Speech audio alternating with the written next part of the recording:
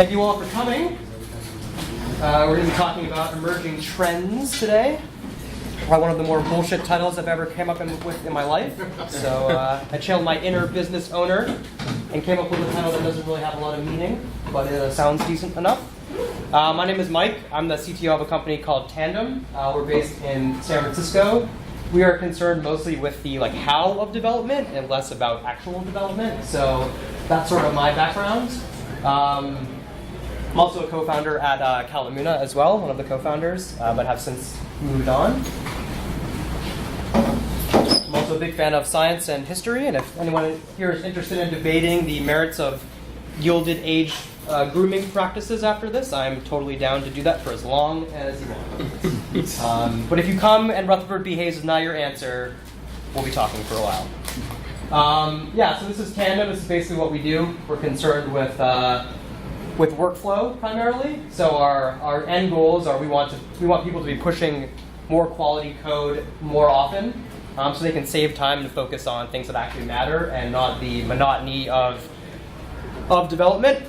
So you might be coming here. You might have seen the title and thought, oh, that's an interesting title, but I have no idea what that means. I'm about to answer that question for you with the following. So this will be essentially two things. A brief overview of sort of emerging development trends. And what I actually specifically mean by that is there's a lot of things that we've been doing, and by we I mean Drupal shops around the world the last couple of years for development workflows, things with Composer and Docker that I think are sort of reaching a critical mass, especially now that Drupal 8 has been released and is gaining some traction. And we think that those things are probably going to be a bigger part of your workflow going forward. So this is sort of a TLDR of many of those things, so you just have them in your head and you're thinking about them. So what this will ultimately result in is sort of a lightning round on 5 specific pieces of technology. And we're going to see how many we can do. We might skip a couple. We'll just have to see. Does anyone know any of these things or is familiar with any of these things in general? Yeah. Cool. Yes. Thank you for your response. So what's sort of the point of this exercise? The point is, as our favorite lion uncle has told us, to be prepared. The future is always in motion. Especially right now, there's a lot of really interesting things happening in development, not just with Drupal, but outside of that as well. The way that we make the internet is changing every day and changing very fast. So being prepared for those changes is sort of important. And the reason why we want to be prepared is so that we can go ludicrous speed on the dev all the time. So that's sort of the rationale for this talk. It's not going to be super deep. It's going to be more sort of broad. So let's just go over some sort of high-level emerging trends that I've noticed in the last couple of years, and I think other people have noticed as well. These are sort of the high-level description of what these things are. And I'll sort of go through what each one of them means. So the first one is sort of hyper-specialization. What that means is having one sort of bespoke service that's really good at doing one thing. So something that immediately comes to mind to me is Harvest. People use Harvest for time tracking. Right? 1, 2 people? Awesome. So Harvest is an app that literally just does that one thing. It just tracks your time. So there's a lot of that sort of thing happening right now. So sort of the opposite of what Drupal is. Drupal is this one-stop shop where you go and you can do theoretically all the things. And what we're seeing now is that people are actually making just this does one thing, this does one thing, this does one thing, this does one thing. And now our goal as developers is we have a lot more incentive to sort of glue these things together as opposed to trying to make a car into a plane, which is very often sort of a high-level metaphor for what Drupal development can be sometimes. Containerization. Are people familiar with Docker, container technology? Maybe you've used it in hosting or CI or local. Containerization has been sort of a buzzword for the last couple of years. It's starting to become a little bit more mature and a little bit more stable. And I think just having a broad understanding of what it is and how it works and how it's different from traditional sort of VM server-based architecture is going to be something that will give you a leg up in the future. Because it looks like a lot of things are sort of rebasing onto this sort of concept. And VMs are still around. They'll still be around probably forever. But it's definitely good to have some knowledge in that sort of space. Package management is something that's super exciting for the Drupal world. It's less exciting for the rest of the developers across the world, because most of them have been using package managers for many, many years now. But now this is going to be a fundamental part of Drupal development, which is very exciting. Drupal has hitherto had a sort of pseudo package manager, which was like drush makefiles essentially. Not really a full-fledged package manager, certainly lacking a lot of really nice features. And now we have Composer, which we'll go into a little bit. And that's going to be a huge part of development workflows going forward, hopefully. Certainly black screen. And that is a not black screen. So let's, seem to be stuck on this slide. Okay. Also, for any Shakespeare fans in the house. Oops. Sorry, let me reboot. Let's see, we were here. DevOps and automation, you probably heard both of those things quite a bit, even today and before today. Those are becoming a much bigger thing, especially in combination with the thing before that, which is package management and build processes. One of the sort of concepts that happens in a lot of other software development is the idea that production is sort of an artifact of development. That's going to be a bigger thing going forward as well. So getting a sort of a flavor for what that looks like, automating processes, having robots do things that humans are really good at making mistakes at. Decoupled everything, you probably heard that quite a bit. I don't think we're going to go into that so much because there's like tons and tons of content about headless Drupal, and I feel like that horse is definitely dead. And as much as I like beating dead things, I think we'll just pass over that. Then the final part of this is continuous deployment, which is something else you've probably heard of. Definitely dovetails nicely into DevOps and automation. And that's the idea of like pushing these very small amounts of code to production as often as possible, instead of waiting for like a 3-month sprint to end and then being like, what are you doing this weekend? Do you want to deploy code? Instead, just having it be part of the workflow all the time. So let's jump into each one really quickly and just talk about like what I mean specifically by these things. So here are some examples of like hyper-specialization, right? Like I mentioned, Harvest, New Relic is a good example, Mailchimp is a good example, Browser Stack, Monkey Learn, which is great, machine learning API that you can use. So things that have gotten really good at one thing, leveraging those things now and in the future, so you don't have to reinvent a lot of the wheel. And today we're going to be we're doing a very brief dive on Auth0 as like the specific example of that and why it's interesting and potentially helpful. Containerization. So these are sort of things that are happening, these are things that are based on sort of like VM-based technology. I mean, I know Vagrant does support containers, but certainly is like sort of in that VM space, VirtualBox, Golden Images, Ansible, Puppet, and those sorts of things.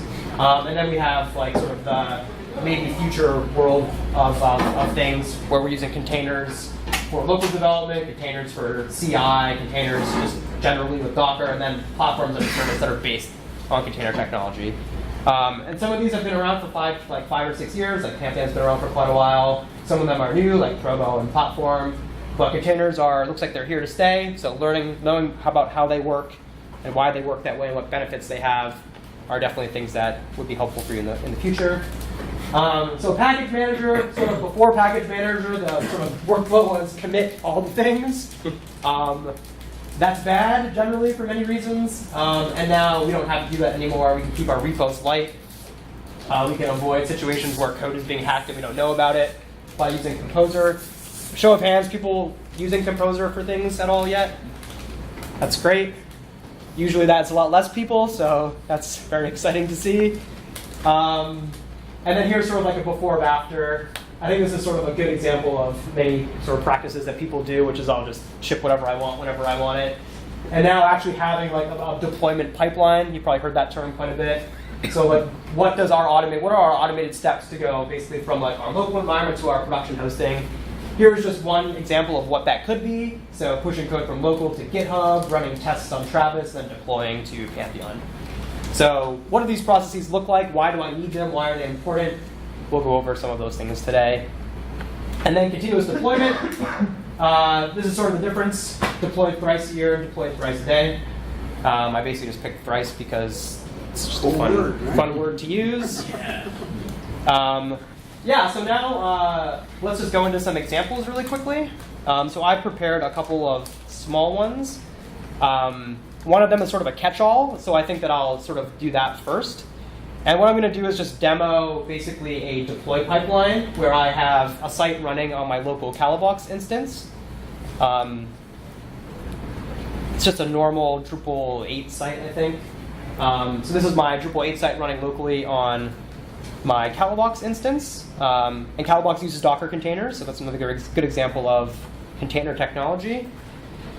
And I have a site, oops, Google. So I have my development instance locally on my Calabox. That's where I do all my devs. And then my production site is on platform.sh. Have people use Platform at all? One person, good. Definitely worth looking into. Very similar to Pantheon, but a little bit more flex and config that you can do. So here's sort of my Platform dashboard. It's very similar to Pantheon if people are familiar with Pantheon. So I sort of have my master environment here. And here's a test environment that I have. So do people do multi-environment workflows? Like where you have dev and test and stage and that sort of thing? Yeah. It's awesome. That's definitely a huge thing to have. So on Platform, you can sort of spin up your own architecture, your own environments as you want. By default, you sort of get this master branch to start. And then you can go in and there's these nice branch buttons. So by default, there is no test, but I can go in here and just create test. And then that gives me this sort of hierarchy of environments. So if I wanted to replicate a normal sort of dev test live or prod test dev workflow, I could go into test again here and branch again and do dev.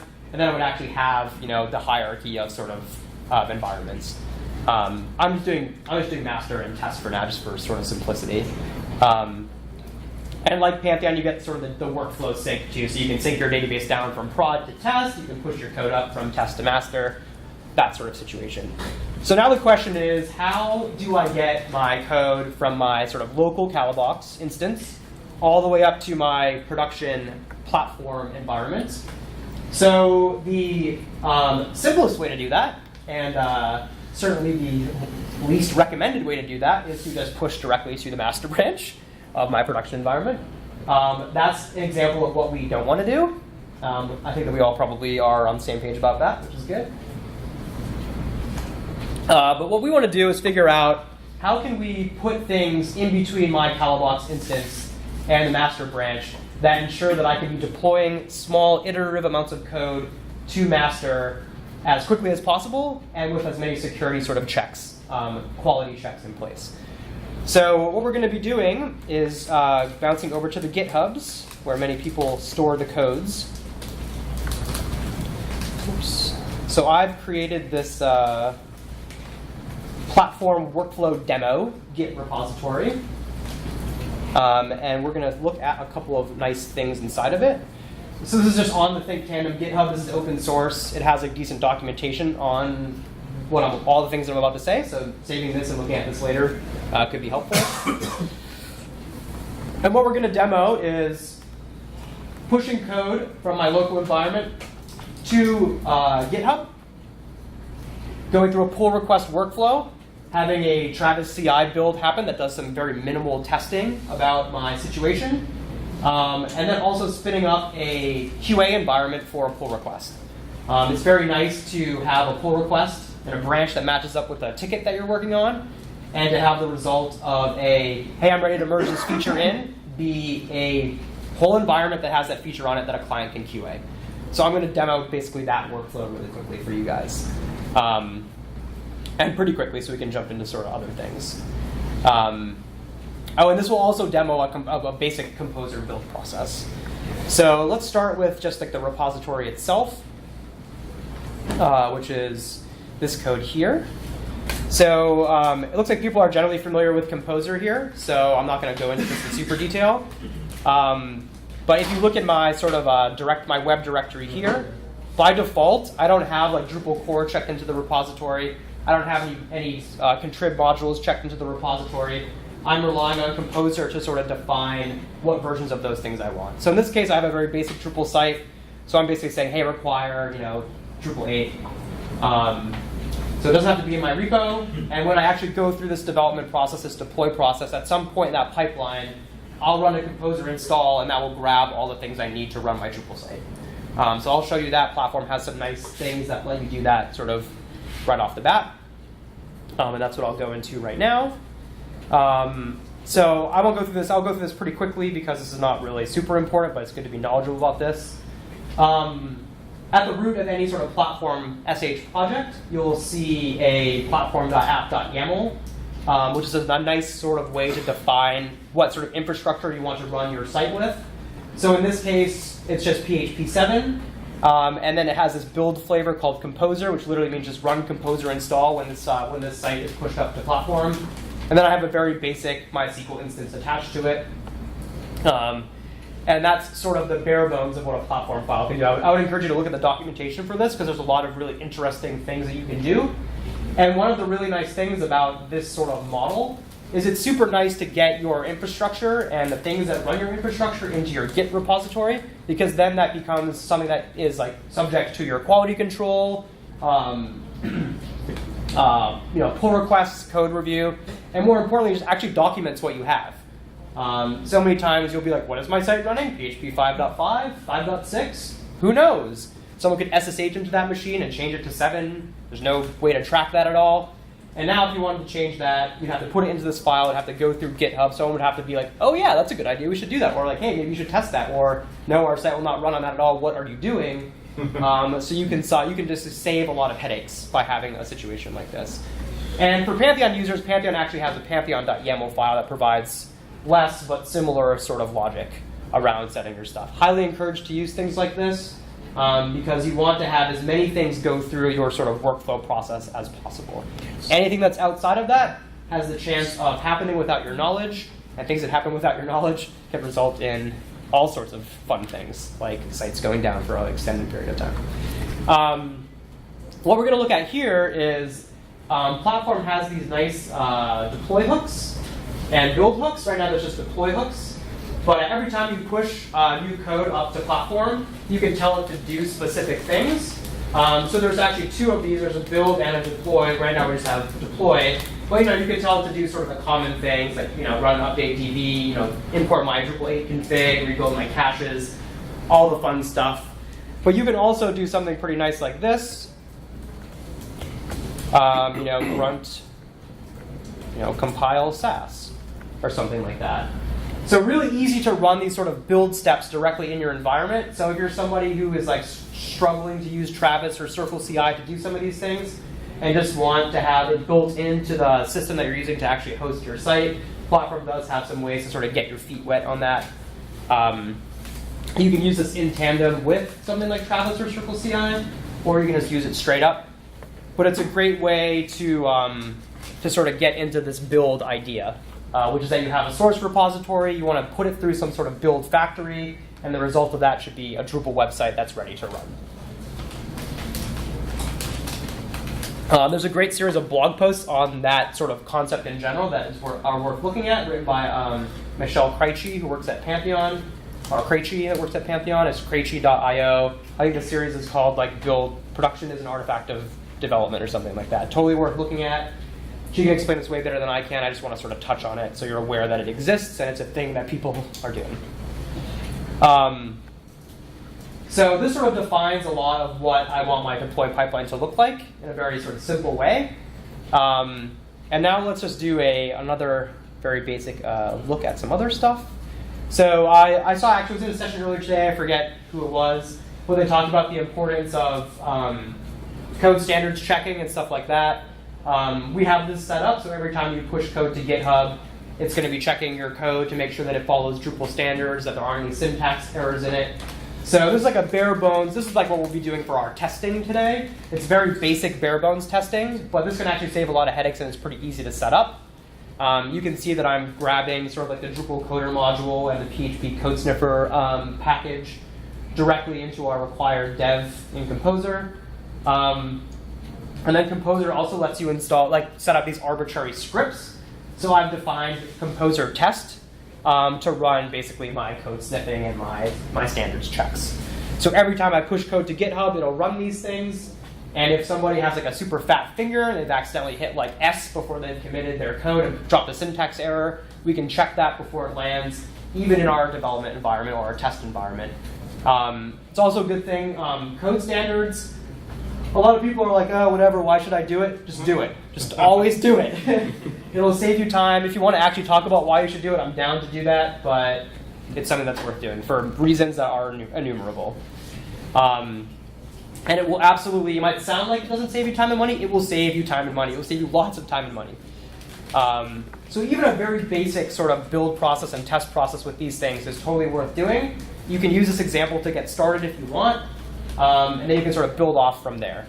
So let's just sort of demo a workflow that I have, or just like a code review flow from local to production. So let's say that I have a new issue that's like, this is an example of a good issue, by the way.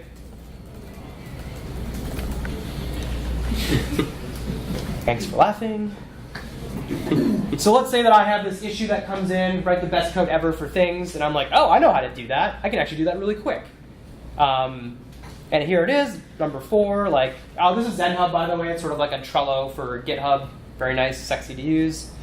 And I want to work on this issue, so I've got my code locally. People are familiar with Git flow and GitHub flow and that sort of model of development? Does anyone want me to go over what that is? No? Yes? Got to say it one way or the other. Okay. Okay, so hopefully everyone here is using Git for development. If not, shame on you. And then figure out how to do that as part of your flow.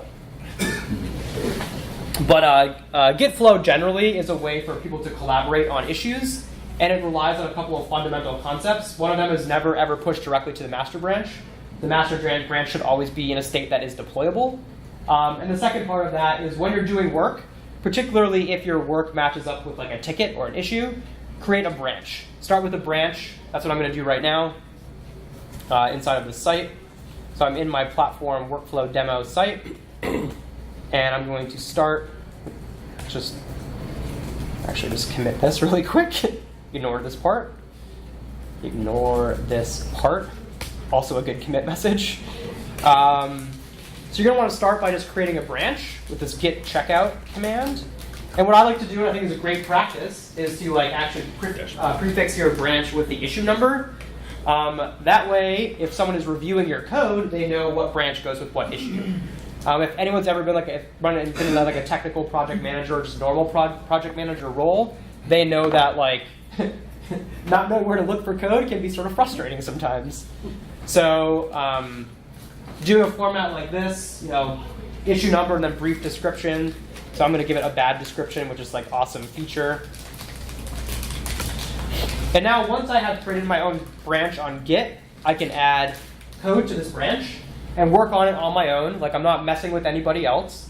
And when it's ready, I can open up a pull request on GitHub and merge this code back into master.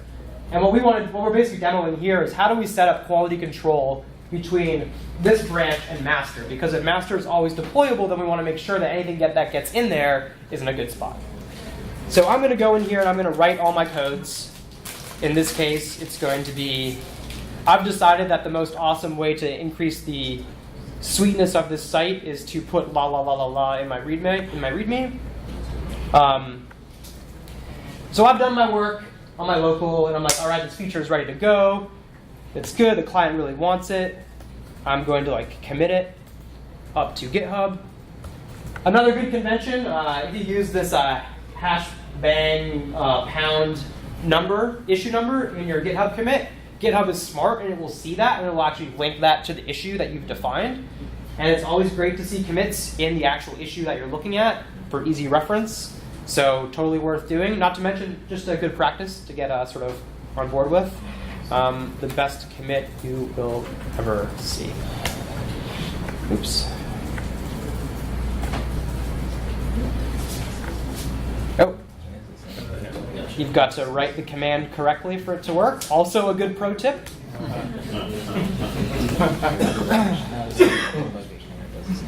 So many people who use Git are used to probably just doing git pull and git push and git pull. Definitely used to just writing the whole thing out. It'll probably save you headaches. And by that, I mean write the remote and write the branch. And I think actually newer versions of Git will complain to you if you don't do this. So I've pushed my feature up. Now it should be on GitHub. GitHub is smart, so it will see it. And I'm like, you know what? I feel really good about this code. I'm not even going to like ping anybody on it. I'm just going to submit a pull request. You might want to not do that.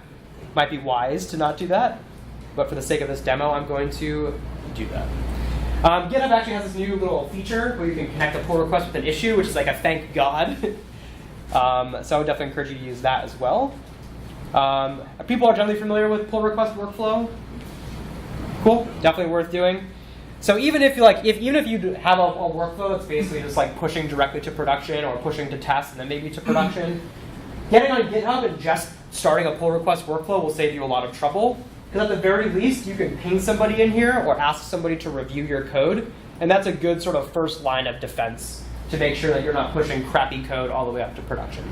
It's also a good way to learn and improve because if you realize that you don't know everything and you can accept positive feedback, then you can become a better developer, and that's what we all should strive to do.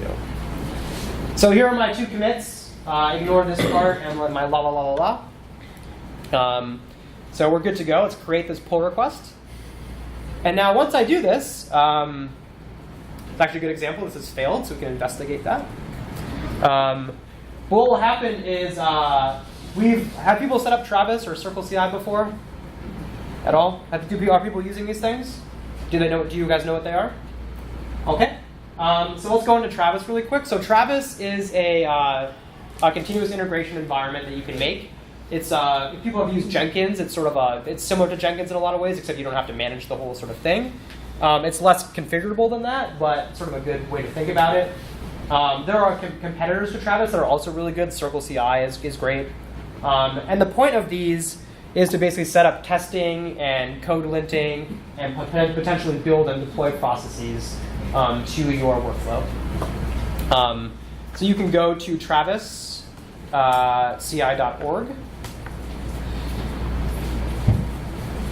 And I'll look at this one right here really quickly.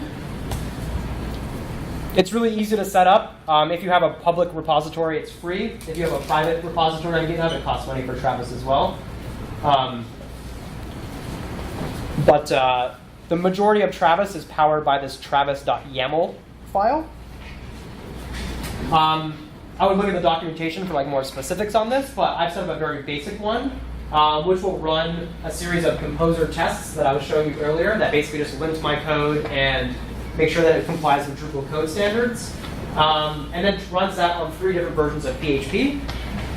So I can see right away that once I've submitted this pull request, this Travis build will start based on that file, and I'll see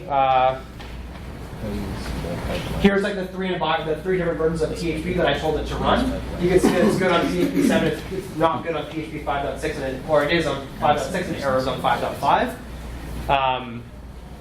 Generally, you'll want this to just be the version of PHP you're running in production. But if you're building a PHP CLI and you want to test against multiple versions, you can do that. It's pretty easy. And this is actually good. I set this up to fail so I can sort of show you guys how this works.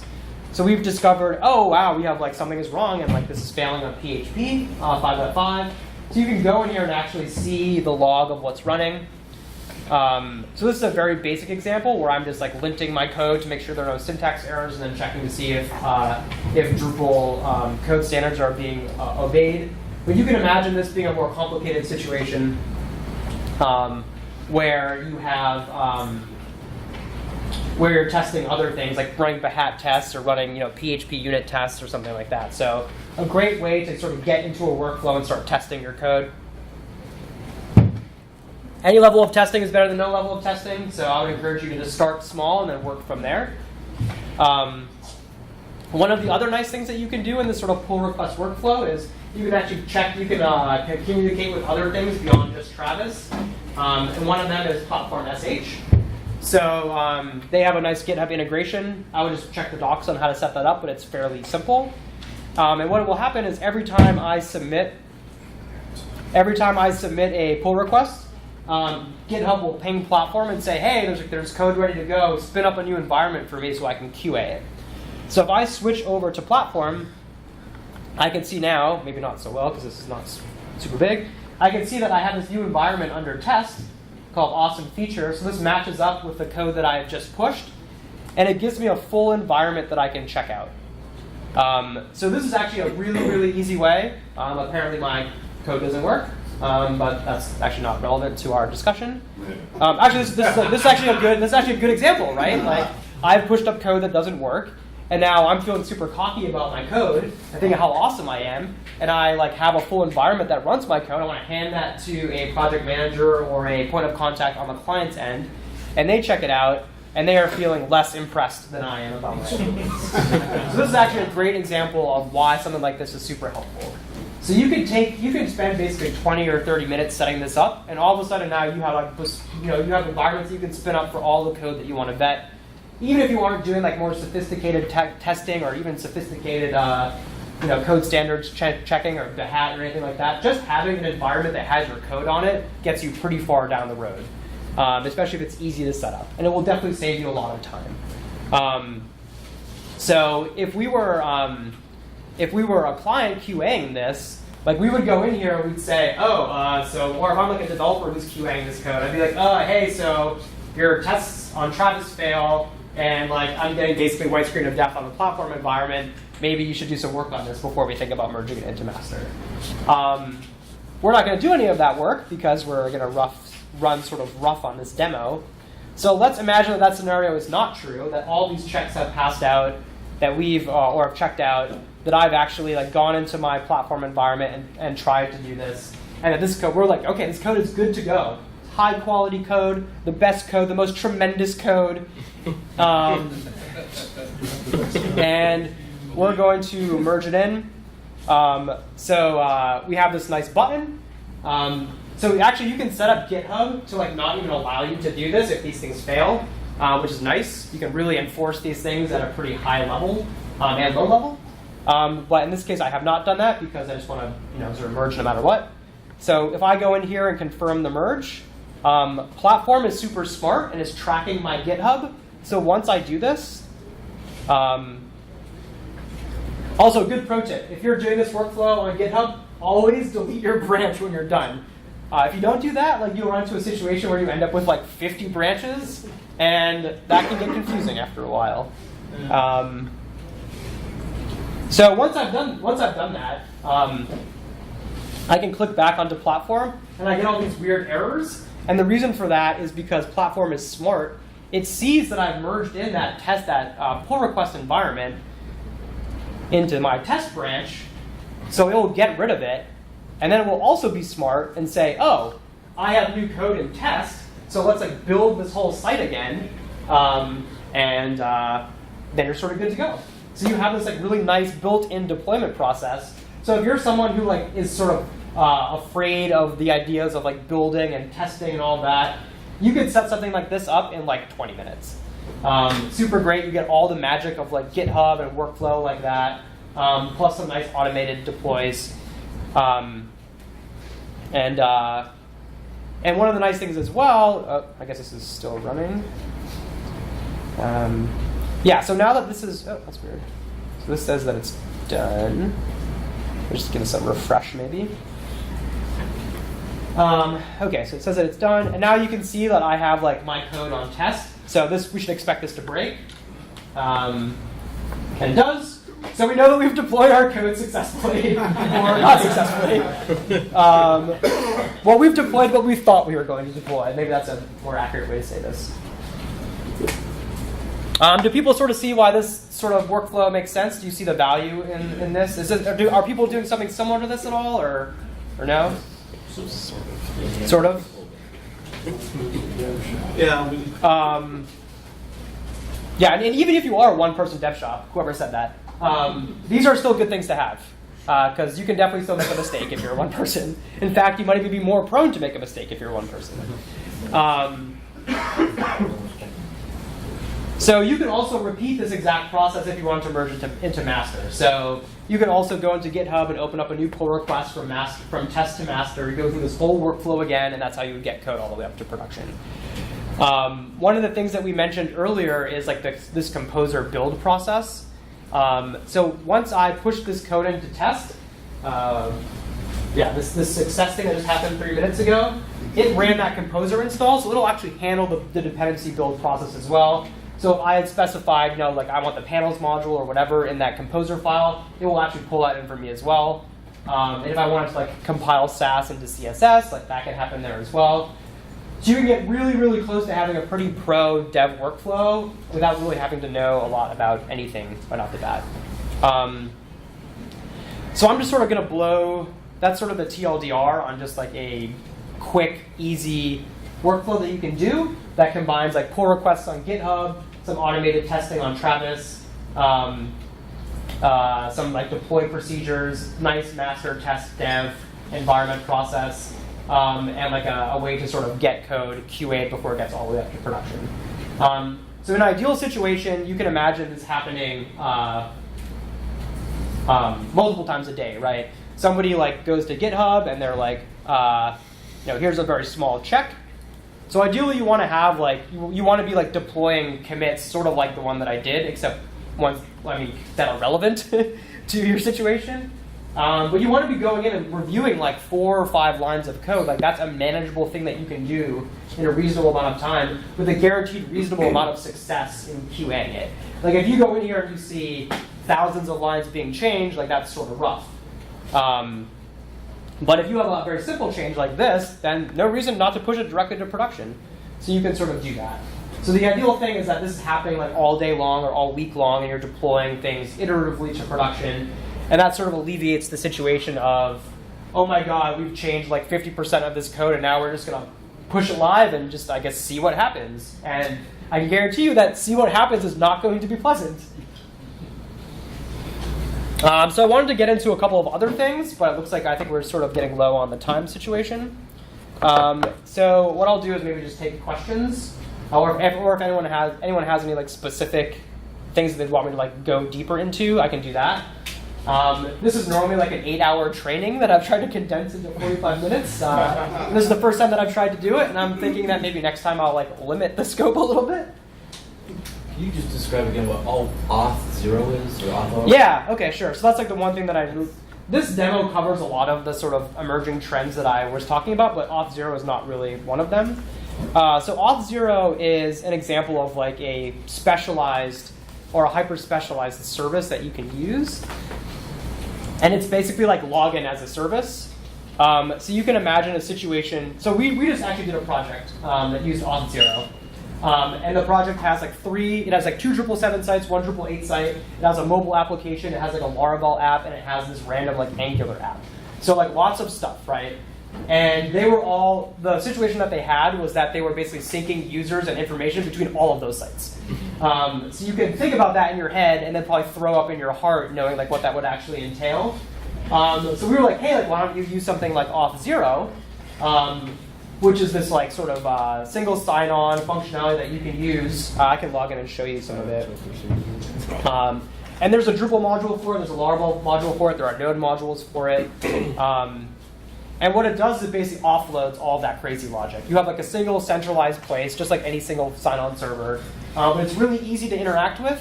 I think that if we had basically tried to do like a normal SSO Drupal implementation, it would have taken us maybe like 100 or 200 or more hours. And we were able to do this for them in like 25 hours, which is really sweet.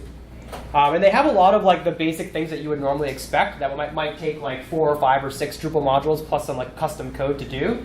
So if I wanted to like integrate with single sign-on providers, like social providers, for example, like say like everyone, say if that example that I showed you earlier for like those 6 different properties, say every single person on that situation had a GitHub account, right?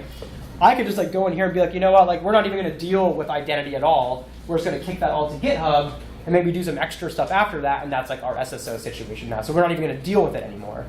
So you could go in here and you can add like, and you've actually probably seen this many places. Like Pantheon uses this as part of their login. I think Platform does as well. They have quite a bit of users. But you could go in and be like, okay, like I actually don't want to handle identity at all. I don't want to have my own Drupal users table with a bunch of crap in it.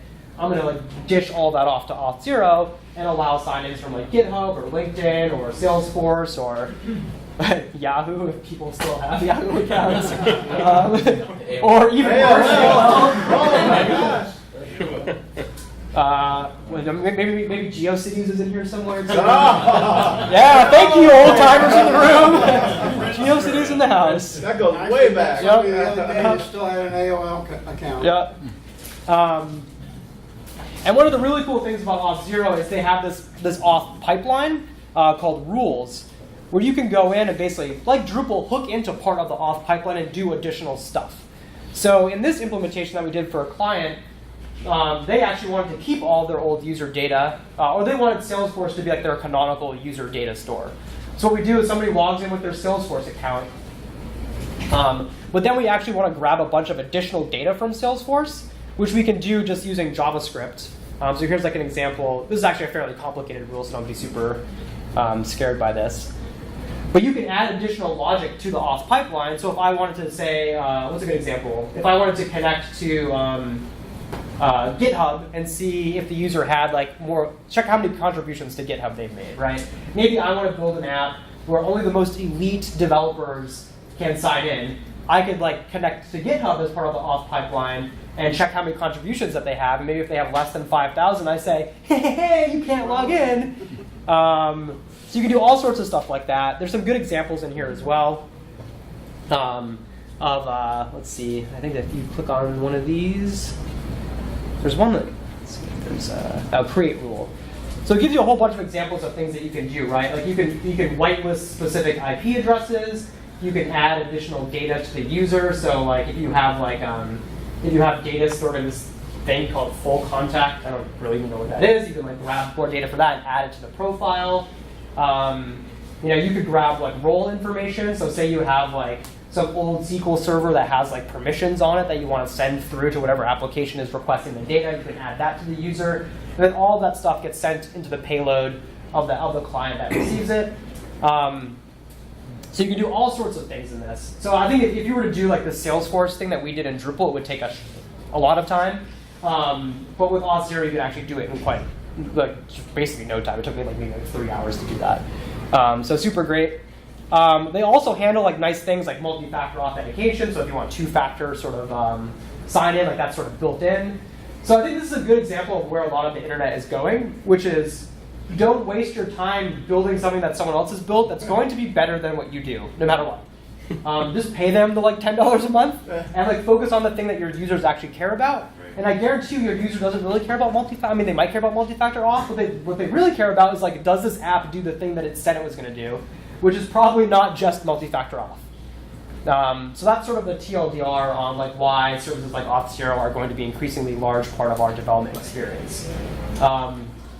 And this concept is not just third-party services. It's also using contributed modules from PHP in general, right? How many people have heard of the Guzzle library, right? So that's an example of hyper-specialization. Why would you write your own HTTP request framework when you can just use that? I don't know the answer to that. If any of you have the answer to that, I'd be more than happy to hear what it is, and I'll probably laugh at you no matter what you say. So just a little sort of guess on what will happen. Yeah, so we have a little bit of time left. Does anyone have any other questions about any of this? I know this is a lot of info in a very short amount of time. But if anyone's super interested in this, beyond this, I'm more than happy to talk to them for however long they want about it. Question? Where should we go, to follow up on some of what you said? You mentioned a blog that we should go look at. What's the next step for people? Yeah, so I can post these slides. They have some decent info in them, and I'll add a bunch of the links that I mentioned in here to that, so you can check it out. But if you're curious about that one specific blog, it's Krejci.io.